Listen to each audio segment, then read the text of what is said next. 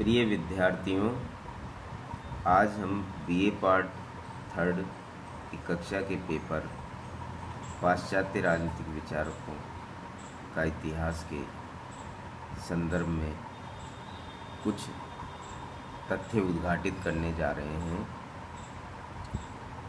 जिसके अंतर्गत हम प्लेटो, अरस्तू, हॉब्स और मैकियावेली के महत्वपूर्ण योगदानों के संदर्भ में कुछ तथ्य बताएंगे, जिसमें आज की कक्षा में हम अरस्तू के बारे में बात करेंगे और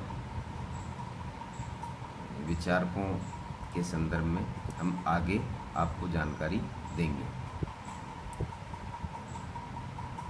प्लेटो को राजनीतिक दर्शन का पिता कहा जाता है।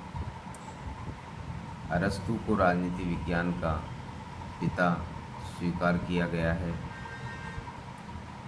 वहीं हॉब्स को वैज्ञानिक राजनीति का जनक माना गया है।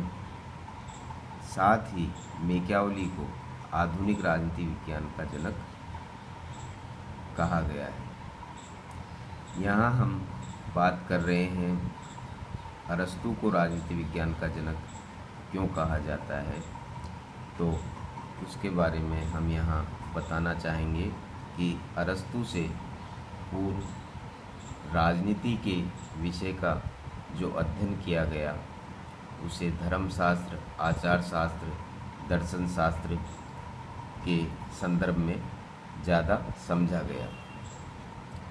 प्लेटो ने राजनीति को दर्शन शास्त्र के संदर्भ में ज़्यादा उसकी व्याख्या की, लेकिन अरस्तू ने इसको राजनीति विज्ञान को स्वतंत्र व पृथक स्थान देने की कोशिश की।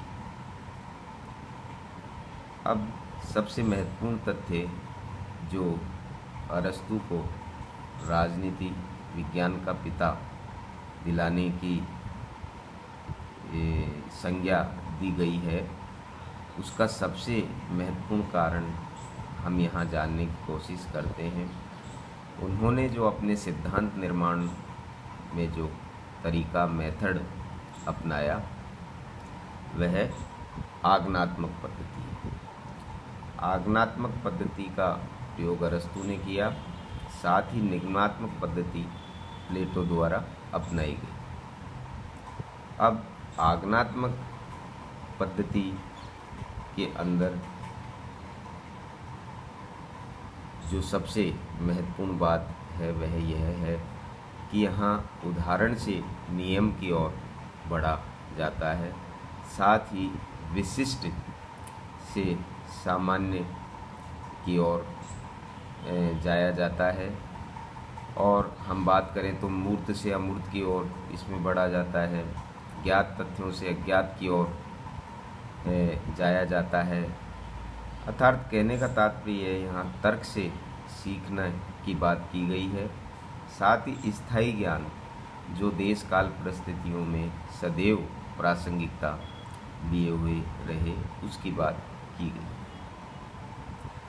तो इस आधार पर आगमन प्रणाली के अंदर जहाँ लेखक संबंधित सामग्री एकत्रित कर उसकी जांच कर उसमें कोई नया नियम निकालता है, वहीं निगमनात्मक पद्धति में जहां लेखक कोई स्वयं सिद्ध बिंदु मानकर उसका विश्लेषण कर अपना सिद्धांत बनाता है। तो इस आधार पर अरस्तू ने जो सामग्री एकत्रित कर अपने सिद्धांत बनाए, उनमें हम उसके शासनों के परिवर्तन संबंधी सिद्धांत हैं, क्रांतियों के परिवर्तन संबंधी सिद्धांत हैं, उन सब में हम देख सकते हैं। तो इस आधार पर हम ये कह सकते हैं कि आगमनात्मक पद्धति के कारण ही अरस्तू को राजनीति विज्ञान का पिता कहा जाता है। साथ ही उसने संविधानों का जो वर्गीकरण किया, 158 संविधानों का जो अध्ययन है वह भी महत्वपूर्ण है, जिस आधार पर हम अरस्तू को राजनीति विज्ञान का जनक स्वीकार करते हैं। धन्यवाद।